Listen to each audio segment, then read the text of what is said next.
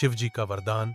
भारत के एक छोटे से गांव शिवपुर में एक गरीब लेकिन नेक दिल लड़का रहता था, आरव। उसकी उम्र लगभग 16 साल थी, लेकिन हालातों ने उसे वक्त से पहले ही बड़ा बना दिया था। उसका पिता कई साल पहले एक हादसे में चल बसे और मां बीमार रहने लगी। परिवार का बोझ आरव के कंधों पर आ गया था। पढ़ाई में होशियार आरव अब स्कूल के बाद एक दुकान पर काम करता और रात में खेतों में मजदूरी। सावन का पवित्र महीना शुरू हुआ था। पूरा गांव हर सोमवार को शिव मंदिर में जाकर जल चढ़ाता, व्रत रखता और भोलेनाथ से मनोकामनाएं मांगता। आरव भी बचपन से शिव भक्त था, लेकिन अब हालात ऐसे थे कि उसके पास दूध या बेलपत्र भी नहीं होते थे चढ़ाने को। फिर भी वह मंदिर की सीढ़ियों पर बैठकर नमः शिवाय का जाप करता। मंदिर के पुजारी पंडित हरिदेव जी ने एक दिन आरव से पूछा, बेटा, तुम खाली हाथ क्यों आते हो? आरव ने मुस्कुराकर कहा, पंडित जी, मेरे पास तो देने को कुछ नहीं, लेकिन मेरा विश्वास है कि भोलेनाथ को सच्चे मन की भक्ति चाहिए। पंडित जी उसकी बातों से बहुत प्रभावित हुए। उन्होंने कहा, सावन के सोमवार में भगवान शिव अपने भक्तों की हर पुकार सुनते हैं। तुम भी सच्चे मन से मांगो, वो जरूर सुनेंगे। भक्ति का इम्तिहान। एक रात आरव की मां की तबीयत अचानक बहुत बिगड़ गई। गांव में डॉक्टर नहीं था और शहर का हॉस्पिटल दूर था। पैसे भी नहीं थे। आरव रोते हुए मंदिर पहुंचा, शिवलिंग के सामने बैठ गया और फूट फूट कर बोला, हे भोलेनाथ, मैंने कभी कुछ मांगा नहीं, लेकिन आज मेरी मां की जान बचा लीजिए। मेरे पास पैसा नहीं, साधन नहीं, सिर्फ आप हैं। आरव पूरी रात मंदिर में बैठा रहा, न सोया न कुछ खाया।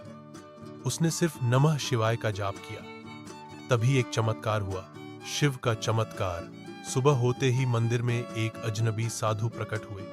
उनकी आंखों में तेज था, चेहरे पर चमक और आवाज में अपनापन। उन्होंने आरव से कहा, बेटा, क्यों दुखी है? आरव ने पूरी बात बताई। साधु मुस्कुराए और बोले, तू सच्चा भक्त है। भगवान शिव ने मुझे भेजा है तेरी मदद के लिए। ये लो ये जड़ी बूटी और इसे मां को पिलाओ। आरव ने बिना देर किए वैसा ही किया। मां की हालत कुछ ही घंटों में सुधर गई। गांव वाले हैरान थे। साधु गायब हो चुके थे। आरव समझ गया कि वो साधु नहीं, स्वयं भगवान शिव ही थे। सच्चे विश्वास की परीक्षा। इसके बाद आरव ने ठान लिया कि वह हर सोमवार को शिव मंदिर जाकर बिना नागा पूजा करेगा। उसने स्कूल के बाद मंदिर की सफाई शुरू कर दी। पुजारी जी ने उसे पूजा पाठ भी सिखाना शुरू किया। कुछ महीने बाद एक बड़ा बदलाव आया। एक दिन शहर से आए एक उद्योगपति मंदिर आए और आरव को देखा। उन्होंने पूछा, बेटा, क्या तुम पढ़ाई करते हो? आरव ने झिझकते हुए कहा, जी करता हूं, लेकिन काम भी करता हूं। उद्योगपति बहुत प्रभावित हुए और बोले, मैं तुम्हारी पूरी पढ़ाई का खर्च उठाऊंगा, साथ ही तुम्हारी मां के इलाज के लिए भी मदद करूंगा। आरव को विश्वास नहीं हुआ। यह सब कुछ ऐसे ही हो रहा था जैसे कोई अदृश्य शक्ति उसका मार्ग प्रशस्त कर रही हो। सावन का महीना खत्म होने से पहले ही उसका जीवन बदल चुका था। आरव बना अधिकारी। समय बीतता गया। आरव ने पूरी मेहनत से पढ़ाई की और सरकारी परीक्षा पास कर एक ईमानदार अफसर बन गया। उसने गांव में स्कूल, अस्पताल और सड़क बनवाई। मां अब पूरी तरह स्वस्थ थी, लेकिन आरव ने कभी मंदिर जाना नहीं छोड़ा।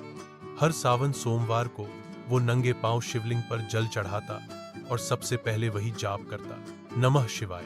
अंतिम सावन और संदेश।